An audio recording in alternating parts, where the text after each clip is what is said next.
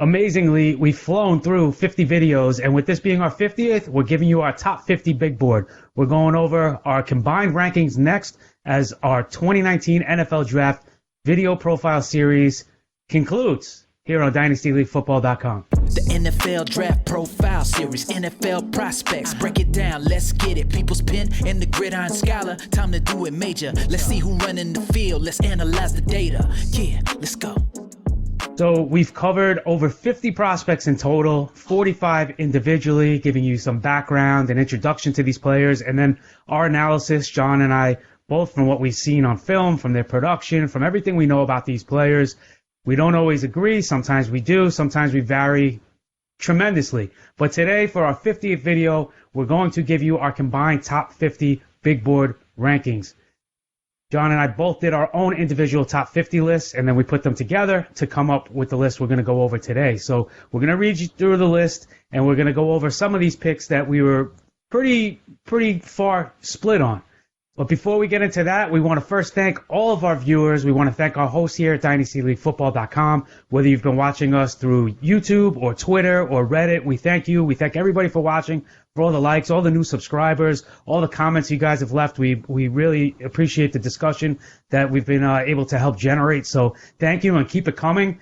And we're looking forward to our 51st video after the draft. And we'll redo these rankings a little bit, tweak them a little with post-draft landing spots. But without further ado, our pre-draft top 50 big board, and at the top of the list lands Arizona State wide receiver N'Keal Harry. Now, John, you and I were both pretty even on him. I had him second overall. You had him first overall. Not much difference there. We continue to roll through. Hakeem Butler, Iowa State wide receiver. Miles Sanders, our first running back. We both had him at fourth overall. Josh Jacobs is our second running back. I think our first real disparity comes with what wound up being our fifth overall player, our third wide receiver off the board, Ole Miss's A.J. Brown. I had him all the way down at 12th overall. John, you put him at second on your list, second overall. So I know that made a lot of people happy. He's your second wide receiver. Why are you so high on A.J. Brown? One, I love the skill set. I love the production at college. And why, if I'm drafted in a dynasty league, I want to have a very solid floor. And I think A.J. Brown, while his ceiling may not be as high as an Hakeem Butler, his floor is tremendous. His size, his physicality, his ability to run from the slot. I just really think he's that new breed of slot receiver, Tyler Boyd, Juju Smith-Schuster, someone you can put into that position, plug and play from almost day one at the NFL. And I feel really good that A.J. Brown is going to have a very nice NFL career. And for me, the opposite of that, everything you just said is why I have him at 12th. I agree with you about the floor. I like the floor. I think he could come in and contribute from day one, but I just question and worry about his ceiling and if he could ever be better than some of these other wide receivers if they are to hit what their potential is when we talk about Hakeem Butler and N'Keal Harry. Continuing to move down the list, we both had T.J. Hawkinson at 7th overall, which combined put him at 6th on our list. Our next little variance, you had Paris Campbell at 13. I had him at 5. I really think the upside for this guy is tremendous. I don't think we got a true representation of what his skills are at Ohio State with a lot of the dink and dunk stuff that they tailor-made for Dwayne Haskins. If you watched our Dwayne Haskins video, you know how concerned and worried I am about him entering the league at the next level. Do I think he has the prerequisite skills to thrive in the NFL? Sure. But where he is right now to where that day may be, there's a lot of work to be done there. But continuing on the list, David Montgomery coming in at 8th. Deebo Samuel, you and I have both been big on Deebo Samuel. We've taken some criticism that we might be subject to the hype train because Deebo Samuel has really been rising up boards. It's pretty funny to me because after the Senior Bowl, he turned in a tremendous Senior Bowl. He was one of the big winners of the week, going back to the end of January now. And people are saying now, mid-April, that he's been one of the hot names and fast risers. But we've been on him for a couple months, so I'm pretty happy with that. Damian Harris, another running back from Bama, but 11, Kelvin Harmon. This is maybe our biggest division amongst all of our picks. I have Kelvin Harmon at number 1 overall, which I'm laughing because I know a lot of people are probably thinking, all right, I'm going to stop the video now. If you have Kelvin Harmon number 1 overall, how can I trust your analysis? But I have a 1 overall. I think he's got the best blend of number 1 wide receiver ability in this class, from where he's going to enter the league from day one to what his potential ceiling is. You, however, though, have him 20th overall. So why so low on Kelvin Harmon? You know, Andy, you're not crazy, because entering the draft process all the way back in January, I had Kelvin Harmon at the top of my board also. I had him very close to N'Keal Harry. There was no question. His film work, when I studied it, his production for the Wolfpack, I really liked it. But the Combine, to me, was just such a red flag. If I'm going to invest in a dynasty asset, I want to have a player who I feel really good athletically is guaranteed to succeed in the field. I do like him. I have no problem there's some people like yourself. I've heard people have him still in the top 4. So you're not the only one. You are in the minority, but I understand what you like about him from the film analysis. Just his lack of overall athleticism concerns me because of landing spot dependent. Where will the organization that drafts him, where will he play on the field? I think early in his career, he might be one of those big slot receivers until he can master the X or the Y position at the NFL. Well, when we do our 51st and our post-draft landing spot top 50 big board, we'll have to see if he's come up for you or slid down for me. But continuing with this list, Noah Fant comes in at 12th overall. I had him 16th. You had him 6th overall, John. You're very high on Fant. You know, it's interesting on how we all cherry pick ceiling players and who we like.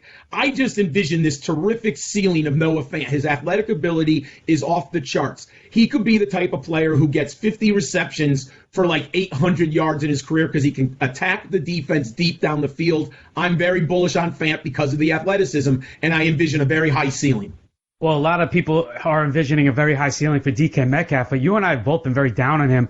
I mentioned earlier with Deebo Samuel that people are saying we've been subject to the hype train, and they've been saying the same thing about DK Metcalf. But go back and watch our videos. I mean, our DK Metcalf one posted in February. We've both been kind of low on him. You had him at 8th overall, which is higher than I at 14th, but still lower than what most people have. People think he's a slam dunk number 1 wide receiver in this class.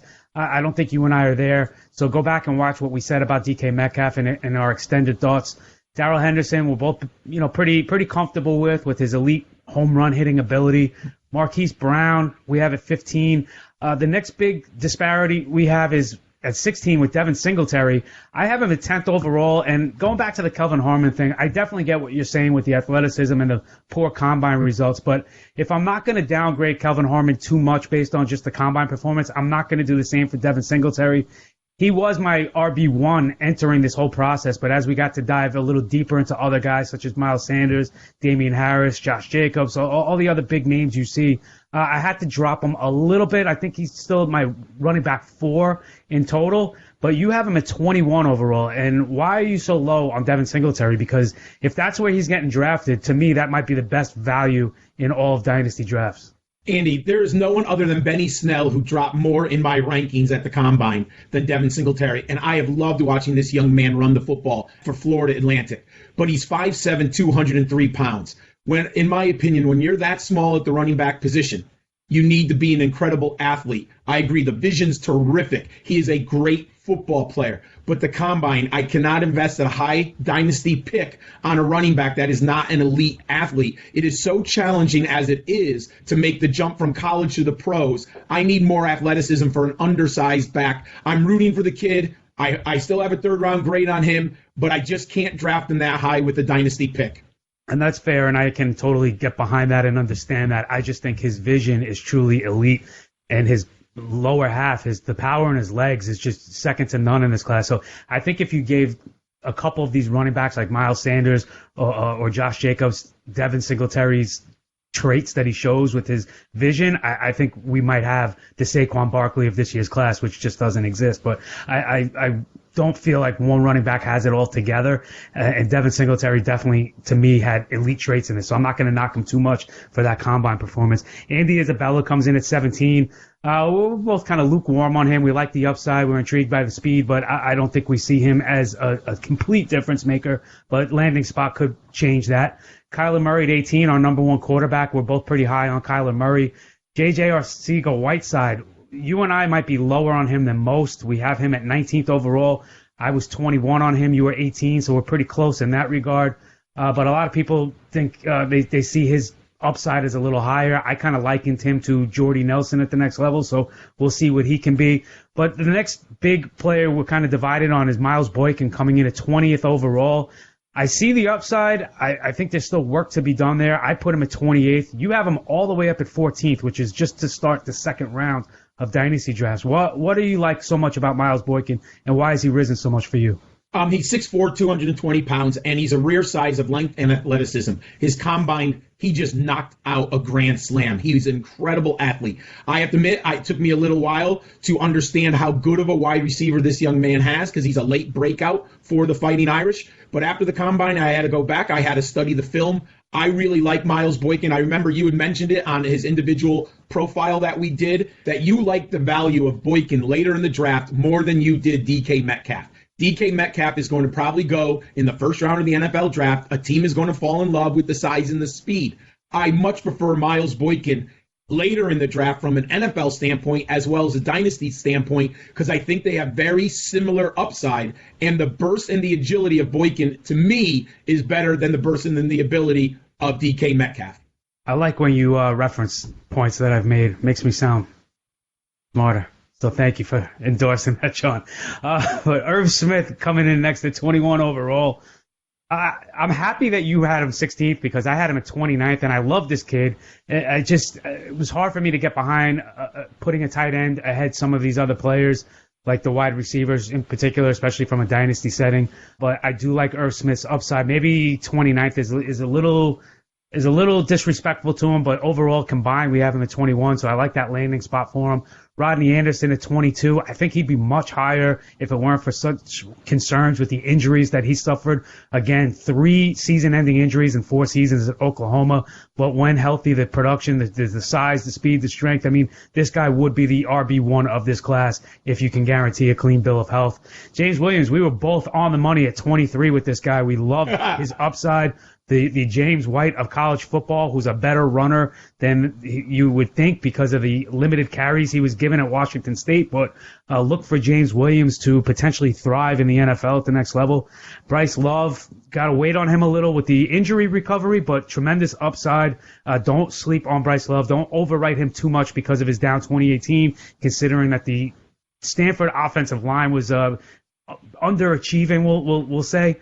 25th, Terry McLaurin. I'm glad I was able to sneak him into the top 25. I have him at 17th, all the way down at 41, John. He's barely in your top 50. Why so much disrespect for Terry McLaurin? You know, you and I talked about it. I'm not a McLaurin guy. He had limited production at Ohio State. I think he's a special teams player with some potential to be a very good wideout. I don't think he can be a star in the NFL. I see the athleticism. I just worry about the entire package. And when I look at him from a macro perspective, he's good. But when I start to analyze from a micro, all of the individual parts, I just don't think it fits together very well. So I'm not investing in him this dynasty season. If you're wondering why I'm so high on Terry McLaurin, you can go back. Don't forget, everybody we're talking about here, we've done an individual profile on them. They're all about 5 to 6 minutes in length. Some backgrounds, an introduction to the player, what they've done in college, what we know about them off field, and what we think from what we've seen on them from film. So you can go back and check our player library. Everything is alphabetized, so you can just go and look for the player that you want to hear more about, and you can see every player that we're talking about in their entirety. So don't forget to go back. Now we'll get into 26 through 50, and another Ohio State, Terry McLaurin's teammate, running back Mike Weber. I know I was saying it Weber in our individual profile. I got some heat for that, but it's Mike Weber. I have him at 25th overall. You have him at 35th overall. We're both kind of, in the same ballpark in that regard. Jay Sternberger, another tight end at 27. I think going back to Irv Smith real quick, I think that's the other troubling part I had for ranking. After you get through Hawkinson and Fant, I think that next wave of tight ends, because the class is so deep, I think you can wait a little on that guy. So whether it be Irv Smith or Jay Sternberger or some of the other guys we've covered, I think you can get that value a little bit later. So Jay Sternberger at 27. Alex Barnes, I have him at 37. You have him in your top 25 at 25. I know you love this kid. Do you want to add any additional context to why you have him so high? I just believe that in 2 or 3 years, if he is in the right system, that is going to put him in a gap scheme, and they have confidence that this young man can play, and I believe he can. I like his vision. I love his patience, and his athleticism is terrific. Now, he could fall in our next draft video if he lands in the wrong spot. But I do believe that Alex Barnes, I am investing in him heavily. I can't wait to get him as a third-round pick. I like him a lot, but there is going to be some landing spot dependency, and let's look at where he is on the depth chart. But I believe down the road he's going to be a productive NFL player. Well, coming in next is Jalen Hurd, who went from running back to wide receiver, transferred from Tennessee to Baylor. We both love the upside, the versatility he brings. 29th between the two of us. 30th is Justice Hill. I'm a lot lower on Justice Hill at 43. You have him at 22. He had a tremendous combine. A lot of people are kind of mixed on him. Some people love him. Some people worry. I think this is kind of between the two of us is the temperature of the draft community, where I have him at 43. You have him at 22. Explain to me why. I just believe that he has a very nice floor as a pass catcher. And I think he can handle about 150 touches from the line of scrimmage and then maybe grab 40 to 50 receptions for a team in the right system. I think there is an NFL team that is going to really like this young man. He's a little bit, all these pass catchers and these running backs, because it's not a great group, are going to be dependent on system and scheme that they're drafted into. But I like Justice Hill's film work. Look, he's got some holes. I understand that. But I'm kind of excited to see where he lands and which offensive coordinator will be able to use him as a chess piece. And these next few picks exemplify exactly that. At 31, I was higher on Riley Ridley. I have him at 22. You're down at 45. 32, Myles Gaskin. I'm at 26. You're at 42. 33, Travion Williams. Again, I'm lower on Travion Williams at 41. You have him at 27. Just to go back real quick, Riley Ridley, I think he has a unique opportunity. You look at the Ridley family, all they do is score touchdowns. And, Calvin and Riley are totally different players, but they have a unique closeness. We touched on it in our individual profile of him, where they would get together every week, both being in Georgia, with Calvin being in Atlanta, Riley being in Athens, and they would go over each other's film and break it down and critique each other. I don't know that any player enters the league with as much of an advantage in that regard than Riley Ridley. Not to mention the way Georgia employed their wide receiver core was similar to Ohio State, which is similar to what Alabama did with the running backs. I mean, there was so much depth and talent in the wide receiver group for Georgia that I don't think Riley really got to truly be that, that dominating factor that people want to see for the college production. So I think there's more to be uncovered with Ridley as he enters the league. Myles Gaskin, just tremendous production at Washington in 4 years, over 200 carries in each of his 4 seasons, a lot of durability. I think we, overlook some of just the consistency with which he ran and the dependability that he's provided. Travion Williams, I'm not so sold on. I know he led the SEC at Texas A&M this past year in rushing, but still, he just kind of fits that mold of these 5'9", 200, 190 to 200 pound type running backs in this class that I think is just in abundance, and I don't see him being above some of the other guys. Darwin Thompson is a guy we both like from Utah State, smaller school guy. Some people have compared him to Tariq Cohen, kind of upside at the next level. We'll see what happens there, but 34th on our list. Dwayne Haskins, 35, our QB2. Now, if this is a super flex or a 2-quarterback league you're in, you're going to have to bump Dwayne Haskins up. He's going to be the second quarterback taken in this class. Whether we love him or not, he's going to have the opportunity. So I think go back and watch what we said about Dwayne Haskins. There's a lot to uncover there. There are some tremendous strengths that could be part of a prolific profile in the future, but there are also a lot of concerns, and I think we touched on all of that in the video we did of him. Benny Snell at 36, highly productive college running back, but we kind of both thought it ended there. He's kind of like that quad A player where great in college, but probably limited upside in the pros. Keyshawn Johnson, 37th overall wide receiver out of Fresno State. We're a little confident in him to have some sneaky sleeper kind of upside ability, but you don't have to reach for him. He should be there for you down later on in the draft. Caleb Wilson, just again, this tight end group is so deep and talented when you think of Caleb Wilson all the way down in the late 30s for us, where he could have as high as a ceiling as any other tight end in this class. Emanuel Hall, this is the last guy we're really kind of split on in our top 50. I didn't even have him ranked in my top 50. You have him in your top 25 at 24. I just thought there was too much inconsistency with his film. There were a lot of holes in his game that I saw that I wasn't enamored by. So, John, why do you like Emanuel Hall so much at 24? I believe that he has one skill set that is going to translate. And Josh Norris has said this often when I listen to him. Where does he win? Emanuel Hall wins on deep patterns. He is very lethal deep down the field. I think he has that Marvin Jones upside. I don't think he's ever going to be a superstar. He's never going to have that 1,300-yard season. But I think he could be a consistent 800 to 950-yard a season receiver with 6 to 8 touchdowns. And I think an NFL team is going to really like his speeds. They're coming out of the SEC. So I feel real comfortable with Emanuel Hall in my top 24. All right. Well, 40 through 50, we had a bunch of guys here that either I didn't have ranked and you did, or you didn't have ranked and I did. So we'll run through the list, and I just want to ask of these last 10 that we have, if there's anybody you just wanted to add some stuff on. The 40th, we have Nebraska wide receiver Stanley Morgan Jr. 41, we have Notre Dame running back Dexter Williams. 42 would be Temple running back Raquel Armstead. Our third quarterback in this was 43 was Will Grier. Some people were kind of questioning why we didn't have Drew Lock ahead of Will Grier, especially considered Lock might be a top 10 pick in the NFL draft, considered to be a lock for the first round at this point, no pun intended with the last name. But you like Will Grier a lot. I didn't have him ranked in my top 50. You had him at 31, so there is some discrepancy there. But 44, DeMarcus Lodge. Now, I mentioned he made it to the best of the rest video. We didn't do an individual profile on him, but I hinted at he might be the best of the Ole Miss receivers when you look at the trio of he, A.J. Brown, and DK Metcalf. This guy is the two of them rolled into one. He does a little bit of everything, and he does a little bit of everything well. I have him at 34. You didn't have him ranked in your top 50, but combined, he comes in at 44th on our list. Similar things for Hunter Renfrow, Fantasy Mansion, Matt Kelly. You know him from Roto Underworld. He did not like my mention of Hunter Renfrow at all. He thinks where we have him at 45 is one of the biggest atrocities he's ever seen. So, Matt, here's to you. Hunter Renfrow, lunch pail kind of guy, just gets it done. Greg Dortch, 46th. I'm concerned about the size. He has some unique abilities, but the wide receiver out of Wake Forest is just very diminutive, and I worry about his durability holding up at the next level. Josh Oliver, another one of these tight ends with kind of a big-time upside as a pass-catching guy, but still some work to be done, has to shore up some blocking, everything like that.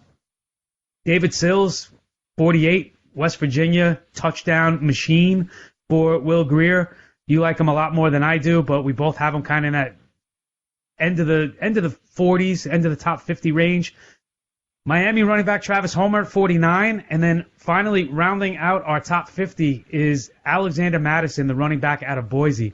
So, John, of these final 10, is there anybody that one or two guys that stick out to you the most that you want to add a couple last parting words on? Absolutely. Number one is Will Grier. I'm very bullish on him. I feel very confident in my analysis and film study of Grier. I do believe he's a better prospect than Drew Lock. We will see, but when I like a quarterback that high, I feel that my analysis and the study that I've done, I feel confident that Will Grier will have a better career than Drew Lock. So I like him a lot. One of the players I like here a lot, maybe I'm a little too high on him compared to others, but Raquel Armstead of Temple. I actually heard one analyst, and I don't know what he was drinking. I'm not going to call him out. He had Raquel Armstead as his number one running back in this draft, and I was like, okay. Now, look, I like the young man. I can't have him at number one on the draft board. So I thought that was silly. And I also like Travis Homer. I think Travis Homer can be a really sneaky pass catcher. He can run from the line of scrimmage. I think he was underutilized at the U. So those are types of guys I like late here that I think you can grab in the fourth round of your dynasty drafts. Well, you like Travis Homer, and we like you, and we want to thank you again for tuning in. We hope you enjoyed what we did with our individual profiles and the best of the rest videos, and now with our top 50 big board. Hopefully you'll tune back in for our 51st video after the draft with our post-landing spot top 50 big board. Again, check out DynastyLeagueFootball.com, our host this whole time. They have some tremendous articles and other great podcasts from other great authors on DLF. John's written work can be found at footballdiehards.com. You can go check out some other great articles there as well, including all of John's thoughts on all of these players in written format. Hey, if you like audio over the video, our series is available to you in any format that you might listen to, Spotify, iTunes, Stitcher, you name it, it's there. Just search my name, Andy Singleton, and it should come up. If you have any questions, follow us both on Twitter. Ask me there. I'll be happy to send you the links. Don't forget my newly launched website, expandtheboxscore.com. For just $10 a year, you can get every touch for every Division I player. Get a look, compare them players side by side. If they had any similar opponents, you can see how they fared against them. You can go back and get all target information, red zone information, first down data. It's just truly unique and one of its kind. So go check out expandtheboxscore.com today. And John, do you want to say anything before we tune out? Absolutely, thanks. And I really wanted to thank all of the viewers, all of the people who supported us on Twitter, those who've given us thumbs up, those who've made great comments on the YouTube videos. We couldn't do this without you. We appreciate it. It's a labor of love of both Andy and myself. But if it wasn't for you interacting, commenting on us, liking our videos, it just wouldn't be the same. So I have to thank everyone who supported us and watched our videos. It is much appreciated. Don't think you're being overlooked in this process. We do it for all of you. Absolutely. And we appreciate you tuning in. Thank you to everybody from Twitter to Reddit to YouTube to DynastyLeagueFootball.com viewers, everybody that's been watching. We definitely, truly appreciate it. And thank you again. Subscribe if you haven't done so already. Give this video a thumbs up. Leave a comment. Let us know. Continue the discussion and conversation in the comment section below. And don't forget, give John and I a follow on Twitter if you're on Twitter. Thanks again for tuning in. We'll see you with number 51.